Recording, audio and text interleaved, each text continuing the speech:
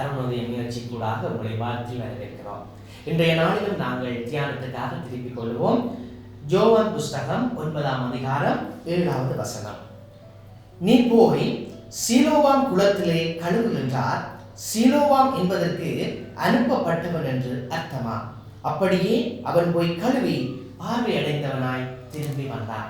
இயேசுவில் பிரியமானவர்களே, இந்த யோவான் 9ஆம் அதிகாரத்திலே நீங்கள் வாசித்து பார்த்தீங்கன்னு சொன்னா, அங்கே பிறவியிலே பார்வையில்லாமல் இருந்த ஒரு குருடன் இயேசு கிறிஸ்துவின் அங்கே மகிமையினாலே பார்வையடைந்த சம்பவத்தை குறித்து நாங்கள் வாசிக்கிறோம். உண்மையிலே இயேசு கிறிஸ்து அங்கே சொல்கிறார், அங்கே உமிழ்நீரையும் சேற்றையும் உடைய கண்களில் பூசிவிட்டு நீ போய் சீலோவாம் குளத்திலே கழுவு என்று சொல்கிறார். அந்த இயேசுவின் வார்த்தைக்கு அந்த மனுஷன் கீழ்ப்படிந்து அந்த குளத்துக்கு போய் கழுவி பார்வை அடைந்தவனாய் திரும்பி வருகிறார். பிரியமானவர்களே, உண்மையிலே பிறவியிலேயே பார்வையில்லாமல் இருந்த ஒரு மனுஷன் திடீரென்று பார்வை கிடைக்கும் என்று சொன்னால் அதை போல ஒரு சந்தோஷம் வேறு எதுவுமே இல்லை. தான் இவ்வளவு நாளும் கற்பனை பண்ணி வைத்துக் கொண்டிருந்த காரியம் எல்லாவற்றையும் இப்பொழுது நிஜத்தினாலே தன்னுடைய கண்களினாலே பார்க்கிற பொழுது அவன் மிகுந்த சந்தோஷம் அடைந்திருப்பான். இங்கேதான் நாங்கள் ஒரு காரியத்தை ஆழமாய் நாங்கள் பார்க்க வேண்டும்.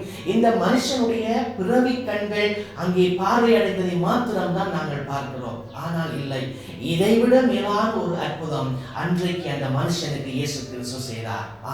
அங்கே நாங்கள் பார்ப்போம் என்று சொன்னால், அங்கே வேத பாரகர்கள், பரிசேயர்கள், பண்டிதர்கள் மத்தியிலே இந்த மனுஷன் போய் இயேசு கிறிஸ்துவே மெய்யான தேவன் என்று அறிக்கை பண்ணுகிறார். ஆகவே நாங்கள் ஒரு ரகசியத்தை கண்டு கொள்கிறோம். அன்றைக்கு திறக்கப்பட்டது இவனுடைய சரீர கண்கள் மட்டுமல்ல, மாறாக அவனுடைய ஆவிக்குரிய கண்களும் தான். ஆம்பிரியமானவர்களே, அன்றைக்கு இயேசு கிறிஸ்து இந்த மனுஷனுக்கு ரட்சிப்பு என்ற அந்த மிக உன்னதமான காரியத்தையும் அதிசயத்தையும் இயேசு செய்தார். ஆகவே இதை நீங்க பார்த்து கொண்டிருக்கிற நீங்க சரீரத்திலே நீங்க தெளிவான பார்வையுடையவர்களாக இருக்கலாம். ஆனால் ஆவிக்குரிய ரீதியிலே நாங்கள் பார்வையுடையவர்களாக இருக்கிறோமா என்று நாங்கள் விளங்க வேண்டியவர்களாக இருக்கிறோம். நாங்கள் பல நேரத்தில் நமக்கு 2 கண் இருக்கின்றது, இது மாத்திரம்தான் இருக்கிறது யோசிக்கிறோம். இல்லை, நமக்கு நம்முடைய கண்களுக்கு தெரியாமல், சரீர கண்களுக்கே தெரியாமல் ஆவிக்குரிய கண் என்ற ஒரு காரியம் இருக்கின்றன.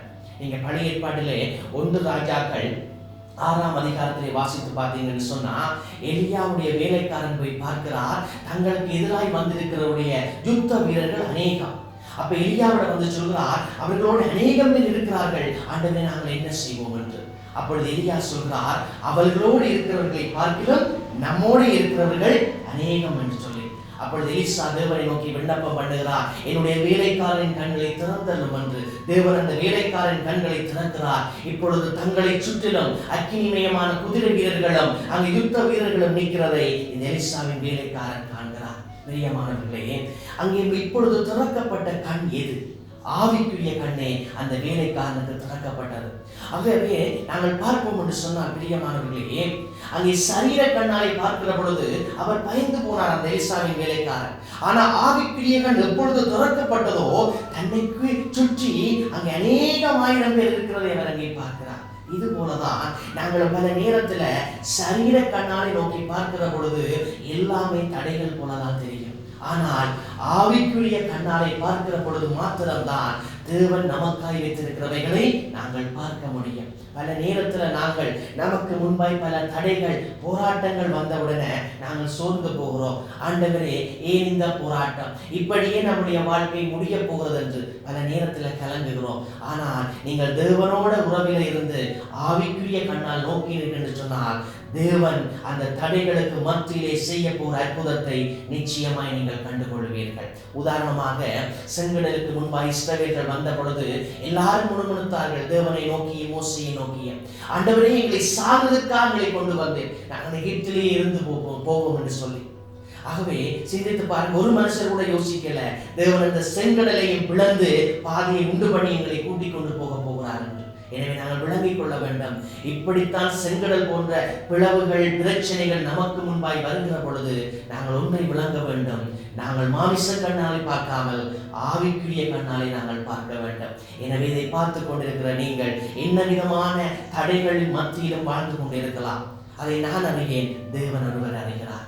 ஆகவே நீங்கள் ஆவிக்குரிய கண்ணாலே தேவனோடு உறவிலே இருந்து அதை நோக்குகிற பொழுது தேவன் அதிலே மகிமையான காரியத்தை செய்ய போவதை நிச்சயமாய் உங்களுக்கு வெளிப்படுத்துவார். எனவே ஆவிக்குரிய கண்ணிலே நாங்கள் பார்வை உடையவர்களாக இருப்போம். நாங்கள் கண்களை மூடி நாங்கள் செபிப்போம். மகா பரிசுத்தமும் கிருபையும் உள்ள நல்ல தகப்பனே, ஆவிக்குரிய வாழ்விலே கர்த்தாவே நாங்கள் பார்வையுடையவர்களாக இருக்கிற பலனை எங்களுக்கு தரும்படியாக நாங்கள் செபிக்கிறோம் ஆண்டவரே. பல நேரத்தில் நாங்கள் மாமிச கண்ணாலே பார்த்து எதிர்காலத்தை குறித்து பயப்படுகிறோம், நம்முடைய வாழ்க்கையை குறித்து ஏங்குகிறோம். ஆனால் ஆவிக்குரிய கண்ணாலே பார்க்கிற பொழுது மாத்திரம்தான் தேவன் நமக்காய் வைத்திருக்கிற மகிமையான காரியங்களை உணர முடியும். இதிலே பார்த்து கொண்டிருக்கிற யாரெல்லாம் ஆவிக்குரிய கண்ணிலே பார்வை இல்லாமல் இருக்கிறார்களோ அவர்கள் பார்வையடையத்தக்கதான தேவ கிருபையை நீரை கொடுக்கும்படியாக நாங்கள் செபிக்கிறோம் ஆண்டவரே. யாரெல்லாம் ஆவிக்குரிய ரீதியிலே மங்கலான பார்வையோடு இருக்கிறார்களோ அவர்களுக்கு தெளிந்த ஆவியுள்ள அந்த கண்களினை கொடுக்கும்படியாக நாங்கள் செபிக்கிறோம் ஆண்டவரே. எல்லா காரியத்தையும் உம்முடைய பாதத்திலே ஒப்புக் கொடுத்து செபிக்கிறோம் நல்ல தகப்பனே. ஆமென்.